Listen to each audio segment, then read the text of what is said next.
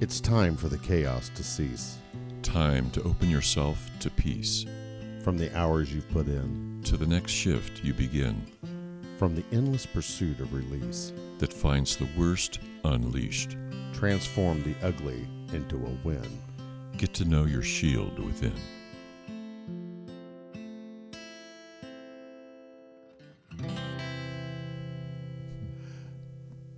You have just reached the shield within. And you picked up the right podcast. We are an officer wellness podcast, so welcome to the Shield Within. I'm Marc the Cop, one of your hosts. My esteemed colleague to my right, the ever handsome man himself, the man with the golden pipes, Dr. David Buchanan. Good evening, Mark. You know, our good friend Nick from the roll call room said that you should do those, I don't know, do they do like audible messages to help put people to sleep? Right. But he said you ought to be like really naughty. So remember, everybody, we're rated E for explicit, but that was our friend Nick. So go over and check out Nick at the roll call room. Nick at the roll call room podcast. We are going to be in the future mashing some shows together. I am just over the top thrilled. I see. Thought I was going to say super excited. There you go, man. Just thrilled to death that we can do that with him. We got a couple projects working. Roll call room is similar, but not the same as a Shield Within. Nick has a very similar story to me about how departments eat their own, and his story is interesting. Nick is also an author. He wrote the Police Mental Barricade, and he has another one coming out here pretty soon too. He's also doing some. He also wrote some books on how to do the job. I thought that was kind of inventive. You know, these young guys today, with everyone retiring left and right. Right. He's like, who's the fuck's going to be around to train the new guys? Since most of the trainers have only been on the job about 2 years. Right. So we are the Shield Within. If you're into that Facebook thing, go out to Facebook and find us there. Hit a like if you would. If you listen to us on your favorite podcasts, we're on Audible, Apple, Spotify, iHeartRadio. Like and subscribe. Please give us a 5-star or a high rating. We'd appreciate it. But the subscriptions is a big thing. The more subscriptions we have, it helps us on the business end. And it doesn't cost you a fucking dime. Right. All you do is just click. And you're in. Also, whenever I publish a new episode, you will get notified or just automatically pop up in your feed. Right. One more thing. David and I dive fucking deep into the human psyche. Would you agree with that? Absolutely. Yeah. Sometimes we stir some shit up. And if we stir your shit up, this is kind of your disclaimer. So right. we may trigger something. If you're not seeing a therapist, please reach out. If you're local, there's some great therapists here in Dayton area. Best yet, fucking Master Yoda is sitting right here in the studio. You can also reach out to him as well. You can go to lessonslearnedcoaching.com and talk to the man himself, or go to our website, www.theshieldwithin.com, and hit the coaching button, take you directly to David. And you can see what we look like. You can say, oh my God, you guys are fucking gray. It is father time. Yeah, it is. Hey, you know what? I'm going gray. I got to admit, I dyed my hair for a long time.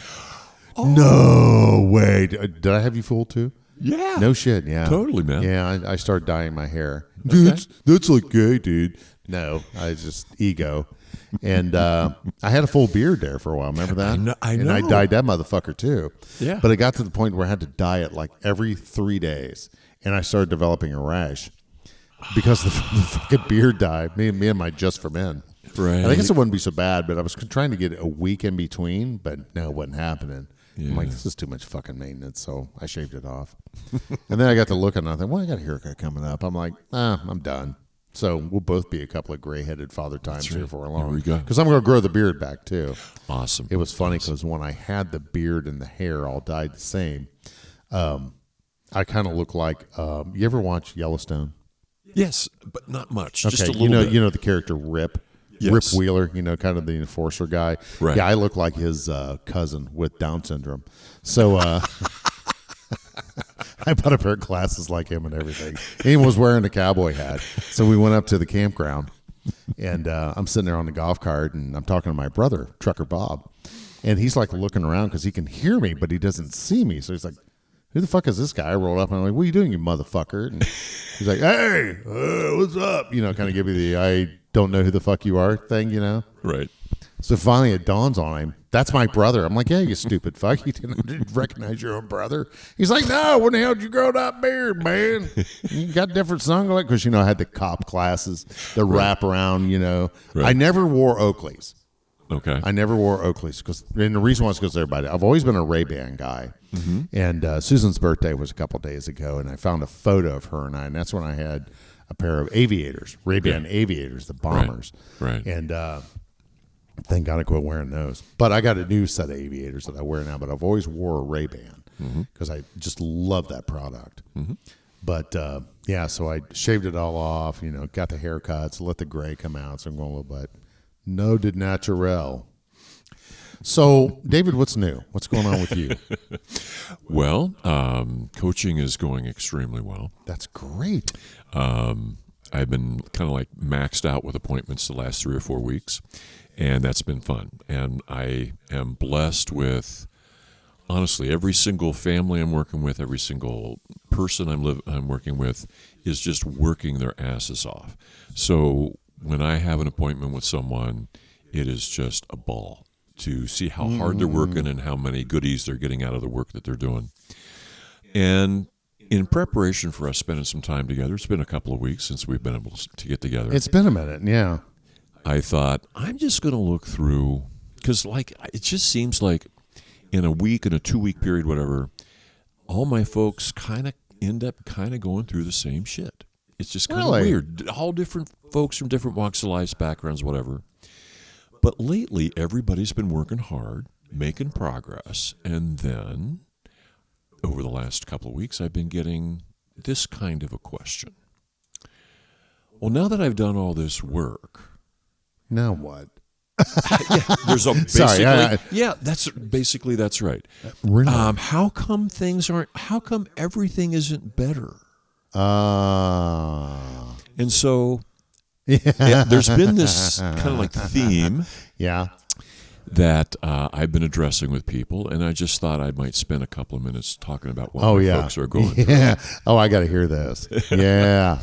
So, my first way of thinking about this is in response to somebody who's been working really hard, has accomplished a lot, feels better, but there's, every time I look at all the stuff I've done, and then I look at the stuff I have in front of me that I have yet to do, and it's like, God, I haven't done shit. And I'm thinking, wait a minute. Motherfucker, because you're staying at the bottom of the mountain right now. You're looking up. So I said, sorry, wait a minute. Am I swearing too much? Bro, no, you're fine, okay, bro. cool. You're all fine. All right, good.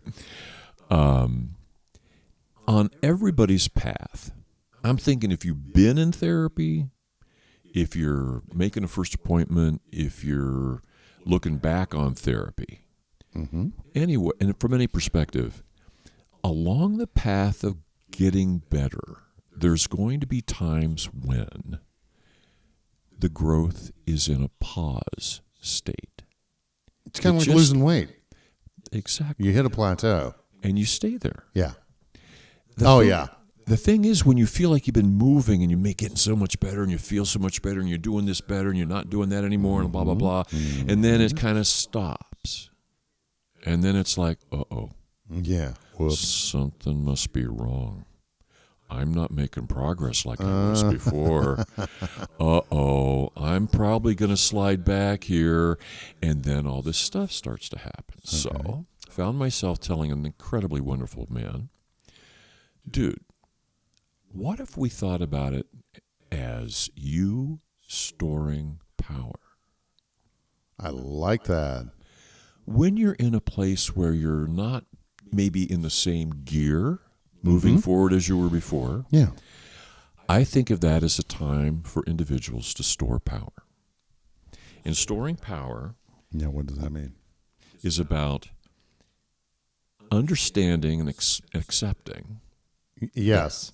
That the work you've done so far exposes the work you have yet to do.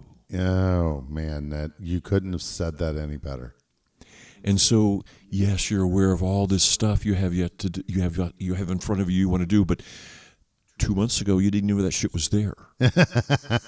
you Absolutely, and that's exactly where my mind went when you said that. I'm thinking, yeah, keep going. Yeah, and so understand that that's just a part of the trip. It's part of getting better, growing, becoming more self-loving, etc., as we've been talking on the podcast.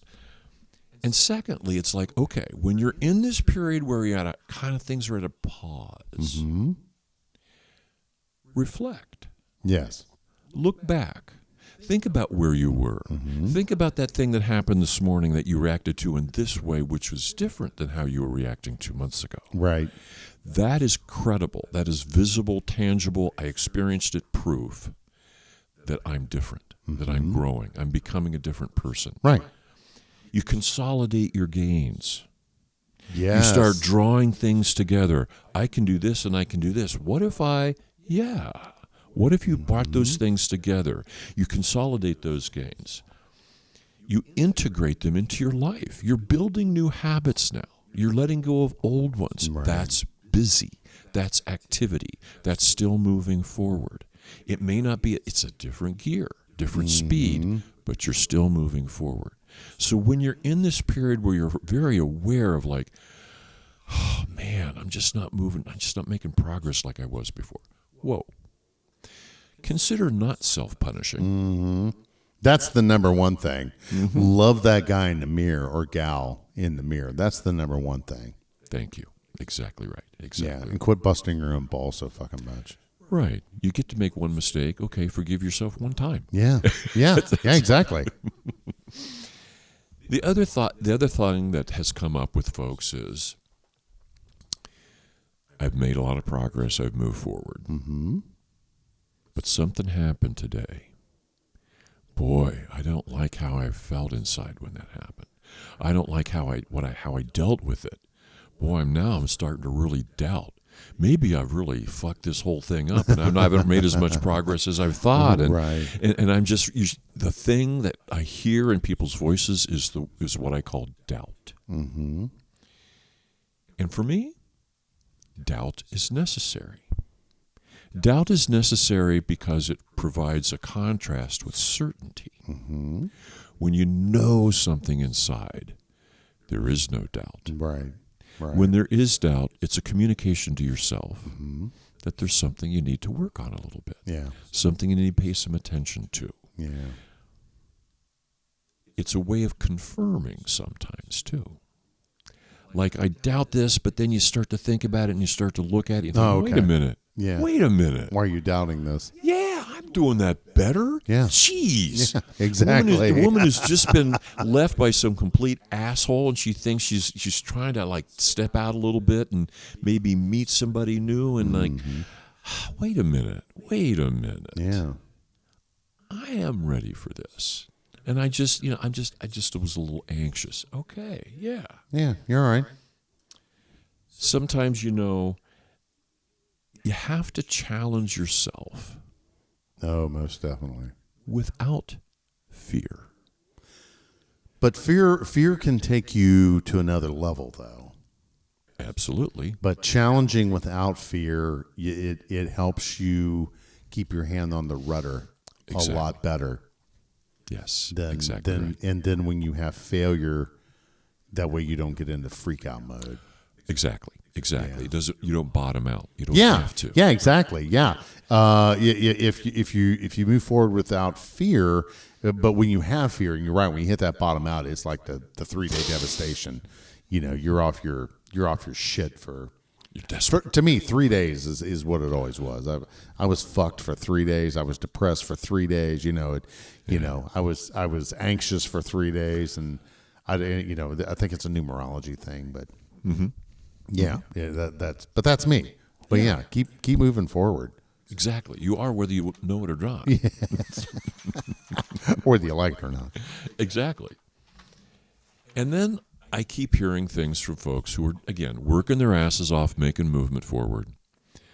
Well, I have this objective, like a lady who's decided after many months of just tremendous difficulty with herself. I am going to start doing something about my health. Okay. So I am going to start going to the gym. Okay. Where are you going to go? I picked that out. Okay. What are you going to do when you go in there? Are you going to talk to people? Are you just going to walk on a treadmill? What do you want to do there? Right.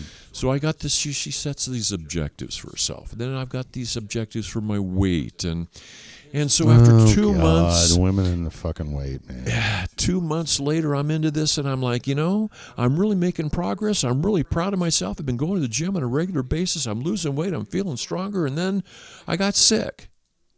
Okay, so you lost more weight? Yeah. So then what happened? Well, I couldn't go to the gym. Well, I couldn't make that. I couldn't get to my objective with my treadmill. Okay. Along the way, there are going to be detours. Yes. Along the way, there are going to be things happen that take you out of your path of progress that has made you feel so damn good for good reasons. And all of a sudden, you can't devote that energy to that thing anymore because this thing over here is taking you off your path. Yeah, the thing over here is fucking with you. Yeah, exactly. That means your objectives change. Have to wait. Yeah. And you have to be patient with yourself and with the process you're going through. Mm-hmm. That sometimes you are in the right path and it's prepared you for the detour you're about to take. Yes. And you're better for having gone through the growth and being prepared for it, and now you get to handle this new experience. And then there's this thing that happens with detours that sometimes we can get away from when we're growing, which is the only thing we really have is the moment. Right. And in the moment, I can't do what I thought I was going to be doing at this moment. Well, fuck you. That's right. This is what's happening now. Yeah. And this is demanding your attention. So it's not so much that you're off the path. You're on a path that's now going in north instead of south. Yeah. You're just going in a different direction. You're still moving. You're still moving toward the moment that demands your attention and demands your investment. There's no bad news in any of that. Well, but with therapy, I think it's a good segue into living with. We'll get on the path. Okay, so we're on the path, and now you have a set of tools. Yeah. Dr. David's going to give you the Batman belt. So now you got all these tools on your belt now on how to deal with things. And I was reflecting on this the other day. Yesterday, I hired a company to come and service my furnace. Very good. I'm the type of person that I'm 30 minutes early. And it's better to be 30 minutes early than 5 minutes late. That's kind of how I roll. Yeah. So when I made the appointment with this company, and I'm not going to say who it is, but if you're in the Dayton area, you see one of 3 HVAC companies. So pick one. They're all, I think, equally shitty. No, I'm kidding. No, they're all professionals. Just that, sometimes, I don't know why. But anyway, when I made the appointment, I was very specific because this month is fucked for me with a big F. I've been literally working every day nonstop since September 20, which is okay. That's fine because I'm feeding my PTSD, and I love being busy. And that's one of my signs of post-traumatic stress is that I'm the fucking taskmaster. So my class started yesterday, not my class, but the class started yesterday at 1.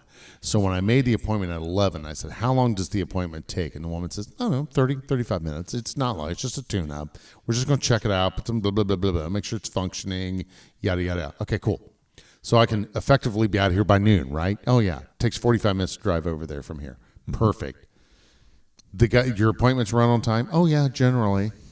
Okay. Let's do 11. I wanted to be the first one of the day, but whatever. And mind you, I've been waiting 60 days for this fucking appointment. I made this appointment back in August. Okay. So here we are, October. Yeah. 11 o'clock comes, 11 o'clock goes. 11:30 comes, 11:30 goes. So guess who's on the fucking phone? I am. I can feel my anxiety starting to rise. But I'm dealing with it because I got a toolbox now. Don't get upset. You know, untreated Marc the Cop would have been on the phone eating that woman's ass out. Not in a sexual way. Listen here, motherfucker, you know, is how I would have reacted with it before. So I call them. Call the 1-800 number. So I call it, and I'm on hold for 6 minutes. And all I'm listening to is their fucking commercial over. Their award-winning customer service, and we treat you with dignity and respect. And blah. I'm like, you're servicing my fucking furnace. Whatever. Right. Fuck this. Call the Dayton number because they have Cincinnati, Columbus, and Dayton where they have offices. So this very pleasant woman answers the phone. After a 4-minute wait, she finally answered the phone. So 10 minutes total I've been on the phone. So now it's 10 till 12. I got to leave in 10 minutes. And she said, well, what can we do for you? And I said, I want to know where your tech is. So while I'm waiting on the line or waiting, listening to their fucking commercials, I pull up the reminder email. And there it is, down in the bottom, in the fine print. May be up to 2 hours window. So my 11 o'clock appointment was 11-ish.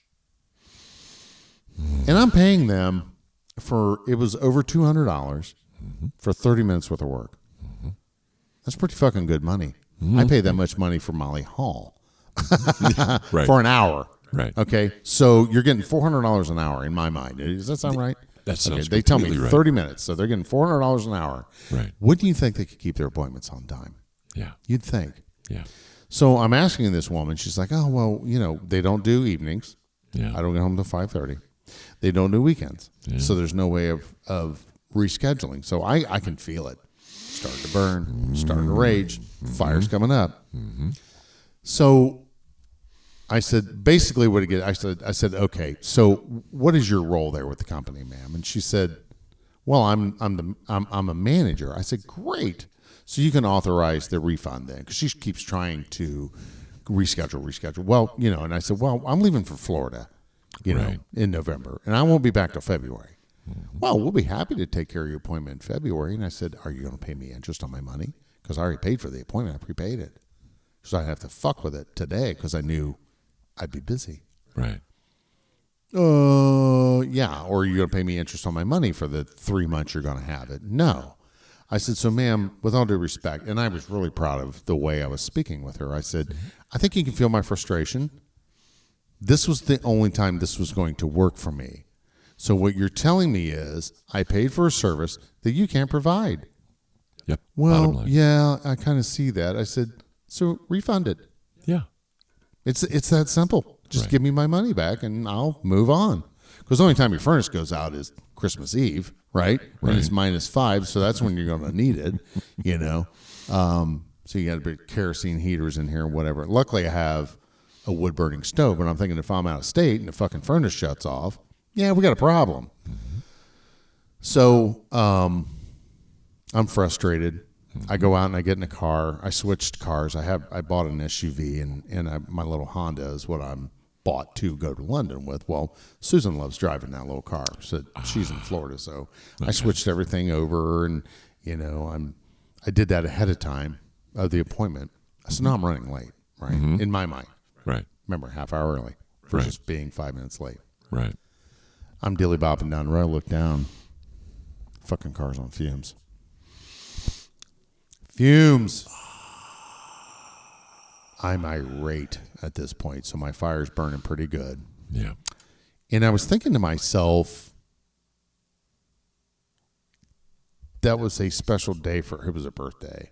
And I'm like, if it wasn't her birthday, I'd call her up and give her my piece of my mind, you know, so pissed off I was. I'm like, but wait a minute, she told me she didn't have time to stop at the gas station because she had an appointment she had to get to.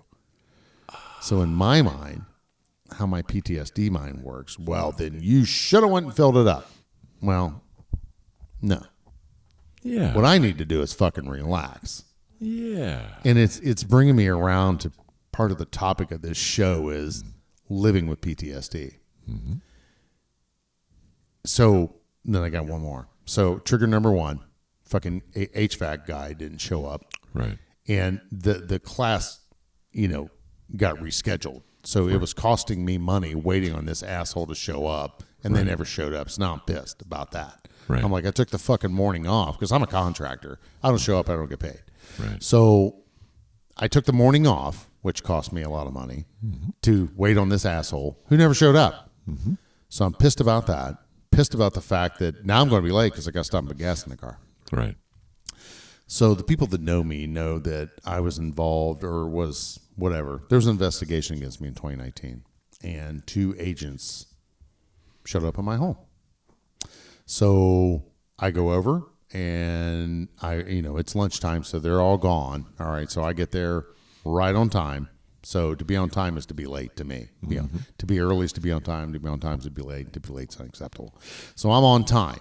It's no big deal. They all come sojourning back in. I made a fresh pot of coffee, and I'm doing the things I do over there at the academy. And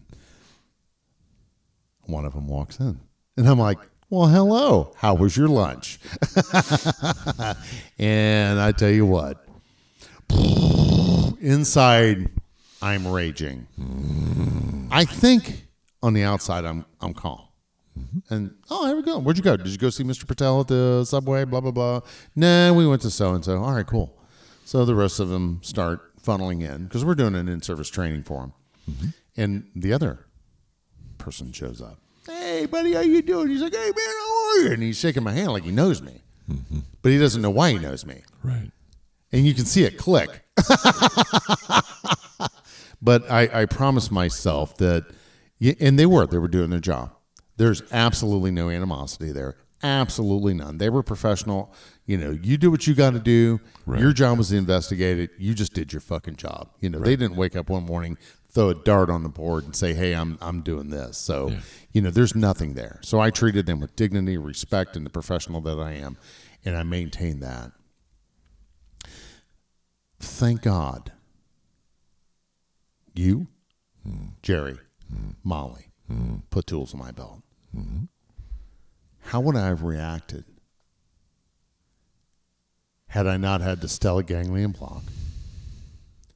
Had I not been through intensive EMDR?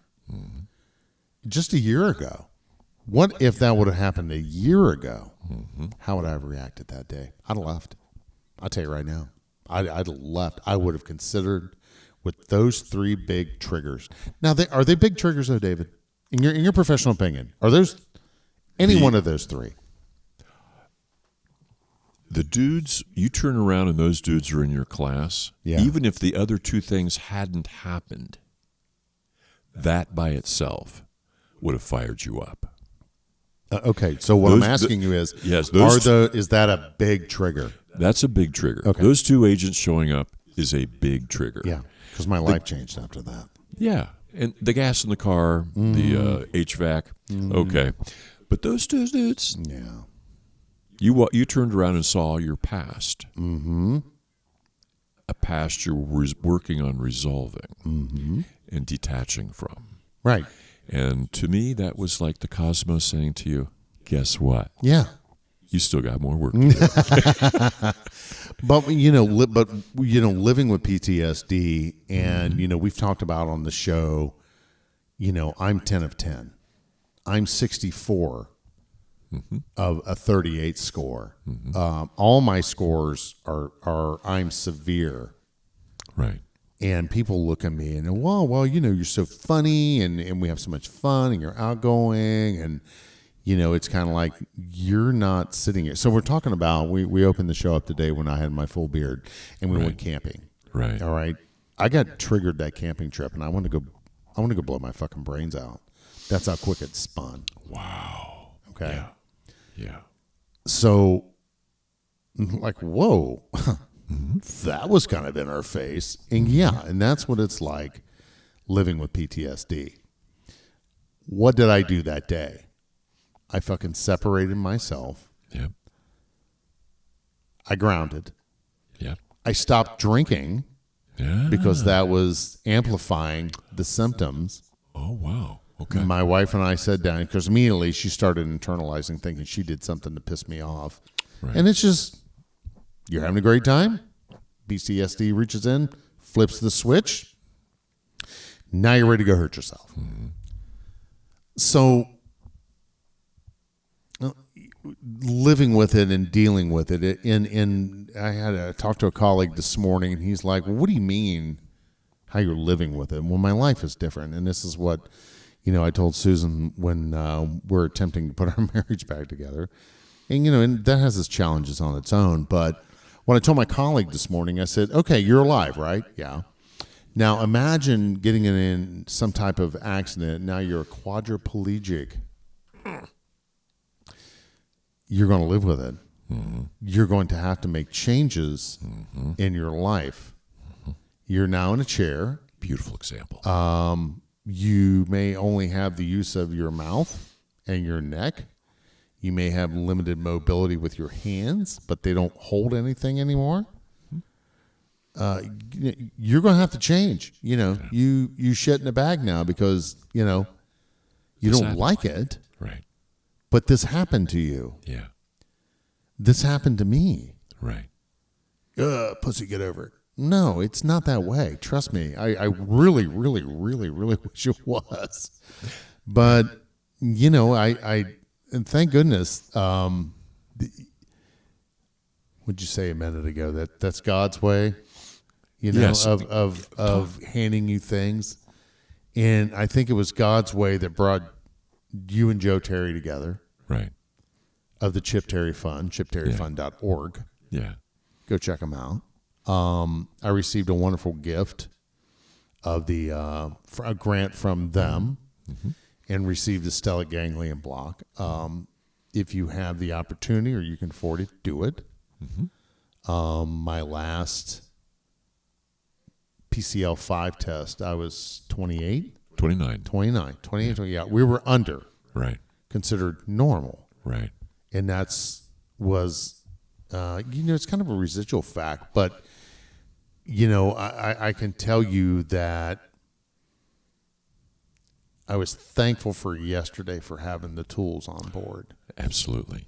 Because, I know how I get. And I went in when I was there, I told my boss, I said, I'm super fucking spun up today, bro. I need a job to where I'm not teaching. Because, normally I'm Mr. On the Air and I'm talking to them and I'm walking them through and pushing them in the cars and we're having fun, right? Yeah. And I got there eventually. I got Right. there eventually with them, and they were just having a great time because we had a thing called Tech Drive. We were chasing them around the facility, and pushing them, and there one event I'm like drag racing them in my car, and like, come on, man, let's go, wah, I'm in a 600 and I'm beating you, and we were just having some fun. So they were like hooting and hollering, having a good time. So I was able to turn it around, but it took some work. And what some folks don't realize is that living with PTSD, and I can assure you, I had to make some drastic changes in my life. Without those drastic changes yesterday, I feel would have been me raging. I would have been a fucking mess. It would have been, what the fuck, dude? I think it would have been one of those days. But without making those changes in your life and growth plateaus, does that make sense? Yes, absolutely. So where your clients are like, well, I'm only here, I'm feeling better, but I need more. I need to feel better more. Yeah. Yeah, I get it. This is a slow process. You didn't get fucked up overnight. Yes. You ain't going to fix it overnight. Every day is a therapy day. Yeah. Whether you're on the phone with Dr. David, whether you're doing whatever, whether you're in an office visit like me with Jerry, Right. or in office with Molly Hall. Yeah. Every day is a therapy day, and every day takes work, and you have to do it every day. You don't know what tomorrow's going to be, but if you have to work, and it's the metaphor of this show, is you got to pull out your shield within, and you got to go to battle for yourself. For yourself. Because, my last session with Molly, and she said, Mark, you really are a testament to survival. She says, you're still a severe risk for suicide. in case you're wondering. Severe risk for what, Mark? And she says, honestly, with everything you've been through, I'm amazed you're still alive. Yeah. Well, that threw me on my heels. Yeah. I said, okay. She said, don't take that negative. Take that good. Exactly. You've grown. You've survived this. People of lesser, I don't know, what would we call it? Lesser what? Lesser inner strength. Will, lesser inner strength. She said, oh, yeah, they'd been dead a long time ago. They'd have killed themselves. Yeah. She said, with any one of those big three that you've had. All those tools on your tool belt that others have helped you develop can only be utilized by one human. Absolutely. And so never overlook the fact that you knew what to do with those damn tools yesterday. Right. I think that's something that we all kind of like walk past when we're doing well. Oh my love God. That. The bat belt, the utility belt's laying on the fucking counter. Yeah. When you're feeling good, you ain't got it on. That's right. Right, but you need to wear it every day. And you did. Yes. And you pulled it out and you used all those tools appropriately. And you walked through a series of precipitants that absolutely a year ago would have, your roof would no longer be on your house. Oh, my God, yeah. But today, that would have sent me into a 1-week depression. You've got tools. You got them. You know exactly which pouch has got which tool in it. Yeah. And you know how to use it. And you know the rewards from using it. Oh, yes. Awesome, bro. It brings up the last thing I was going to mention is beautifully. It just segues perfectly into, and I love your statement. Every day is a therapy day. Yes. Every day you're growing. And I remember this this couple I had a long time ago. The woman was just a really neat lady, and I had been seeing her individually, and she'd been talking about this guy she'd been dating, and she had a couple of kids, and she was really, really hesitant, had to make sure he was the right guy for her girls, and blah, blah, blah. And so she was like really excited. She wanted to bring him in to meet me and, get my impression. It's cool. All right, yeah, come on in. So they come up the stairs and come in the office and. Wait a minute. Did you set something up like the dating game? Bachelor number 1. Not nearly that inventive. So he comes in, he sits down. He's a big dude. He's like 6'4", right. 230. So it's more like the Newlywed Game? Yeah.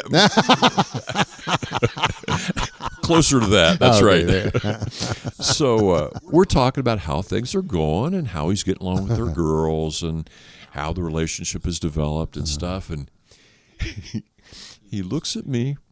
He sits back in his chair, kicks his ankle up over his knee, and he says, I'm just waiting for the day I can just get all this relationship stuff done and just sit back and relax and enjoy it. And I was in a chair with wheels. I wheeled up to about 2 inches from his face, and I said, guess what? That day will never come. And his face Sit back and fell. Relax. What the fuck is wrong with you, dude? I said, who put that expectation in your head?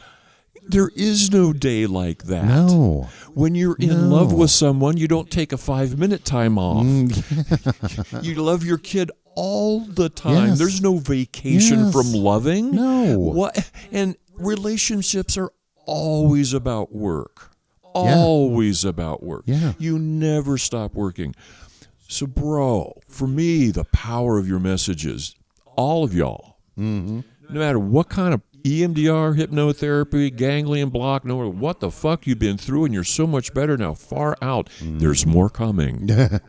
Yeah, there's more coming, and being at work for yourself and loving yourself has no paid time off. It's every day.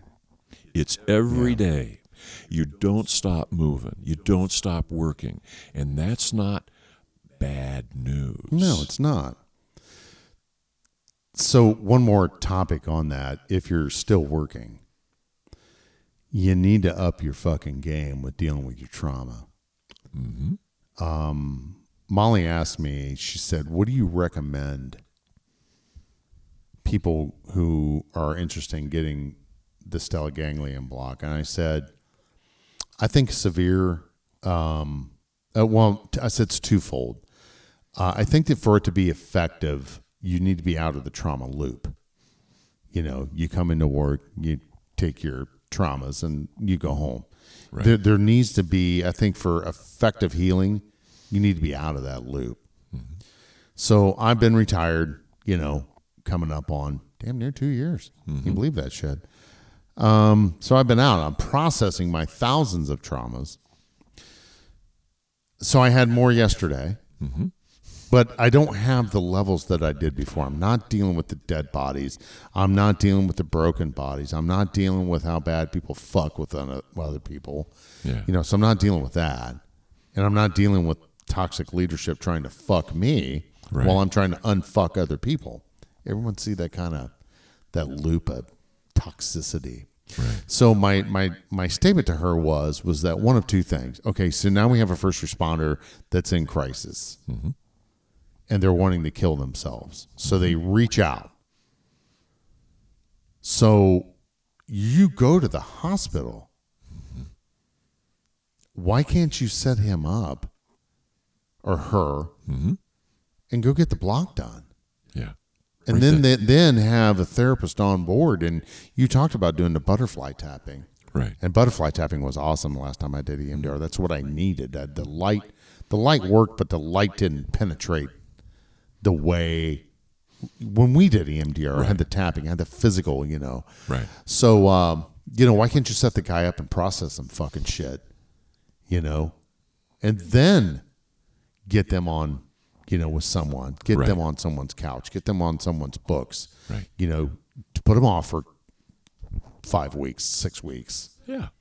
Get the get that series of 2 shots done. Right. Bring it right down. Because remember, we talked about how much our EMDR episodes are number 1 episode on the Shield Within. Yeah. And it's because everyone says the EMDR, hey, what's this? But and listen to the episode, we didn't talk a lot about it. But we talk a lot about it now. So listen to all episodes, even go back to the catalog. I promise you, FD Donnie's going to fix the first 3 so you don't have to crank it all the way up. Get your EMDR done. Bring that level down. Okay, our setup for EMDR was what? 6 months then when we did it? Yeah, but it's different for every person. Right. And I've had a guy just referred to Jessica Campbell, who Joe Terry saw. Oh, nice. Down in Cincinnati. Right. And she's like, dude, you got an old traumatic, like an early childhood trauma, 12 sessions. Yeah, boom. Period. Yeah. And for us, it took a while. And for a lot of people, it takes a while. I didn't want to go. And that's not unusual. Yeah, right. That's something you accept as the trauma therapist. Yes. And it's kind of like, I love your language and your thinking here, that you have to get yourself out of the act of traumatizing. Yes. To be open to the resolutions that come, that are available. Right. And it's, gosh, it reminds me of another thing you brought up a number of episodes ago about how important it is to have friends that are not in law enforcement. Oh, God, yes. That you have people in your life talking to you about normal shit. Mm-hmm. Dear God, you don't have to talk about all the dead bodies. Right, no. Right. Because cops and firefighters tend to hang out with fucking cops and firefighters. Exactly. Or you're a fucking weirdo like me. You're sitting home watching Homicide Hunter with Joe Kendo, which I love that fucking series. But what are you looking at? I look at dead bodies all day at work. Not all day, but frequently at work. Right. And I go home and I watch series about death. Or I'm watching Live PD. It's like, why am I watching them? My daughter's like, Dad, can't you get enough of this shit at work? Yeah. So, unplug. Go hang out with Trucker Bob. Go hang out with your buddies that you hung out with before you became the police. There you go. Get normal again. Right. And most of all, cops and firefighters, find a vocation, something that you're going to enjoy doing when the job is done. Yeah. Don't get into this groove of come home, go to work, come home, go to work. This is all I am. All I know is being a police. Well, that is a finite job. Yeah, exactly. That's good for about 20, 25 years. And then they're going to retire your ass out. Right. And after that, have something to go to. Right. So many of these guys, I'm going to get in a drop. Okay, what are you going to do in 8 years? And all thing they're doing is preserving the fact that I got nothing to do with myself. I'm nobody now. I'm not nobody. I'm just not the important slice of bread in this loaf. Right. And it's okay. Yeah. Funny story. my good friend, I was talking to him the other day, and he goes into a hardware store. And he's talking to this fella. He's like, don't I know you? Because he's got me in his earbud. And he's like, yeah, I used to work at this agency. I was in homicide for 23 years. Homicide detective. You know what he's doing now? Working at Ace Hardware. Joe Kenda is working at Ace Hardware. And he fucking loved it. He's like, oh, best fucking job I ever had. Exactly. You know, you need something? It's over there. It's out, whatever. You know, he said, I'm good at this stuff. You know, it's just, you know, very detail-oriented work. Of course, you have to be a homicide detective. But think about this guy's status in life. Mm-hmm. You're working homicide. You're the best of the best detectives. Mm-hmm. He retired, and he's just as happy working at Ace Hardware, helping you find suction cups and caulk. You know, so you know it's changing your perspective, and it's like when I come into your office, I wouldn't always sit in the same spot, would I? No. I always sat in a different chair. Yeah. Because that day I wanted a different perspective on my healing. Right. And our session. But how many clients did you have that sat in that corner of the couch every time, or the chair they never variated, and each one, it would muse. I mean, I would muse at that if it were me. I would laugh at it. It's like, oh yeah, I got Bill today. He's gonna sit in the fucking chair. Or see, I would do stupid shit like rearrange the office. Right. And just watch them. But they're not there for that. They're there for calm and normalcy, and you know, because I asked Jerry the same thing. You know, one time I just sat right in the middle of the fucking couch. He's like, "That's different." I said, "Your couch is getting an ass groove, bro. It's about time to invest." Yeah, or switch the cushions around or something. But every day ending this, we're coming up on our time limit. Okay, it's about that time for Donnie to cue the music, but. What I want everyone to focus on is that PTSD isn't a death sentence. No. You're changed. Mm-hmm. It's just like you're now a paraplegic. Mm-hmm. You're now handicapped. You've lost an arm or a leg. You've lost something. And that was the toughest thing for me. I lost my old self. Yes. Yes. I don't really know that guy, this guy. But when I look in the mirror, I don't hate him anymore. And that's as of this episode. I understand. But it's taken me leaving law enforcement, the job that I loved, that identified me. And it's been almost, let's say 2 years, or almost 2 years. We're just under 2 years here. Probably within, 5 months. But I'm just now getting to like that guy in the mirror. Anymore. I don't like the way he looks because he's horribly obese. No, I'm not. I'm 40 pounds overweight, but I'm working on that. I can change the weight. Right. I can get slim again. I can change my looks, but accept the fact that you're different. Right. Work on your mental health. Right. Every day. Right. The toughest thing for me is to accept. And it's to accept the fact that I'm ill. That's the most hard thing in the world for me to do. And, you know, you and I had a talk, and you used the word surrender. That surrender, I call it the surrender talk, and I was sharing that with a colleague today, is that you have to surrender to the fact things are different. Right. And as much as you try to go back and make things different. You know, Facebook has a way of ruining your life because, hey, look at this back in 2016. I'm like, oh, yeah, that's when I was happy. Yeah, thanks. Now I want to eat my gun. So I even got to the point to where I went into Facebook and tried to shut those memories off. But then I thought, why am I shutting off happy times? You know, I talked to another colleague last night, Kelly, we're going to have Kelly on the show. And I was going to say the little bitch text me. But I don't mean that. I love her to death. I love her and Dan both. But they ended up at the same restaurant together. And Kelly's like, I can't believe you didn't come. And I'm like, where am I supposed to be? Because I had a 7:00 meeting, a whatever, Zoom meeting that I was in. And I'm like, and this is like 10 till 7. I'm like, where am I supposed to be? And so she sends me a picture. And it's a picture of her and her son and Dan and his wife and his kids. And I'm like, oh my God, how did I miss this? Did you invite me? And she's like, no, we just showed up here together. So I sent her the middle finger emojis. I'm like, fuck you. I'm like, I so would have been there. That'd been so fun. But you have to work on you every day. Right. To bring it back. You have to surrender the fact that you're different. And afterwards, Kelly, kind of sent me the ha-ha. She said, it was awesome seeing them. And it was awesome spending time together. And we really wished you could have been there. She said, first thing out of Dan's mouth was, man, it'd be great if Sarge was here. All three of us be together. Right. And Kelly texted me. She said, I missed the good times. Yeah. And I always told these guys, hey, enjoy it.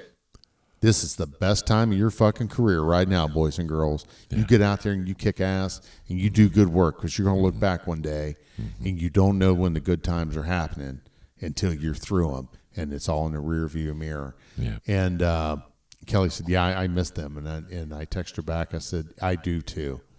Probably more than you'll ever know how much I miss those good times we were having together. So I know we kind of came full circle, but, boys and girls, there is a way out. Absolutely. Get started in your therapy journey. Right.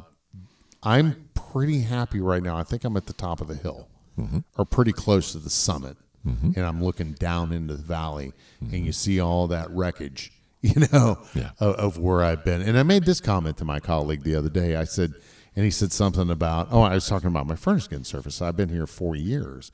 He's like, holy fucking shit, you've been in that house for 4 years. I said, bro, the last 4 years to me have been a blur. I've done nothing but exist. Literally. Yeah. I exist. I did nothing special. I mean, my daughter and I went down to Buffalo Trace. That was wonderful. Yeah. But, I mean, nothing earth-shattering. I mean, no Ford Police Advisory Board stuff, the awesome trips they'd send us on. And, I didn't meet anybody big, a celebrity. The cool stuff is we got Nick in the roll call room. Excuse me. That's coming up, but, nothing big. Right. And so in quiet reflection, when I do my meditations, like, yeah, I live this shadow life. And you have to be courageous to change. Make those hard decisions. Happiness is on the other side. Right. It's coming. Look, for a long time I used to say the light at the end of the tunnel for me was a fucking train. Right. Because that's the way things had. You had that boom, you got hit. But, being close to the summit. Now, I don't think I'll ever be at the top of the mountain with my mental health. No, you always keep working. Always climbing. Right. But the surrender talk was so impactful that we had. Awesome. And, I'm going to circle back again to, I'm not Jen Psaki, but I'm going to circle back to, our luncheon in Clearwater that day and how huge that was. And I was just excited to see my friend. We had such a great, we were there for 4 hours. My wife's texting me where the fuck are you at? Now I'm still here with David. We're having a good time. Poor girl, we tied up her table. But that was impactful. Now we're here, we're doing this show. Your clients, are getting some good work. Everyone that I've referred to is like, holy fuck, this guy's amazing. But every day's a learning day. Every day's a mental health day. Every day's therapy day. So, so it never stops. Growth does not have an end. It just keeps going. Wow, that's a quotable quote. And the other part of this is, I work so much with folks with cerebral palsy and different kinds of deformities and difficulties with their bodies that they were born with. And they taught me this truth that's just, for all the women who were raped I worked with, and for all the cops and firemen and highway patrolmen, EMTs, paramedics, you have PTSD. PTSD is not you. Right. You are not your diagnosis. Correct. Your diagnosis is a description of something going on with you right now, but you are not your diagnosis. Right. You're always working. You always will be working. The PTSD will be with you to work with. Right. Yeah, it's just like that injury. Yeah. But the injury that you have, people can't see. Exactly. PTSD physically changes your brain. Yeah. And that's everybody's like, whatever. No, it does. It's physically proven that those of us who are suffering this way, you are different. You will not be. And it gets back to that thing that old man told me years ago. You change every 10 years. Mm-hmm. I took a flamethrower and went through my life with it, but now I'm starting to try and put things back together. And it's work. It's not easy. No. You have to surrender your old self. Yep. You have to surrender the fact that you're different now. Yep. And your family has to surrender the fact that Dad has this. Mm-hmm. And we need to learn how to deal with it and live with it. But exactly. Dad's still there. Yeah. He's just different. Right. Exactly. Good segue in for Donnie, isn't it? All righty. Cue the music, my man. May your days and nights find you strong and safe. May you take your place as your family's face. As you do the shit that we won't do, as you embrace the risk you must go through, may you grow in strength and heal and find your heart, your soul, and your mind. You look at your life and grin. You have a home, the shield within.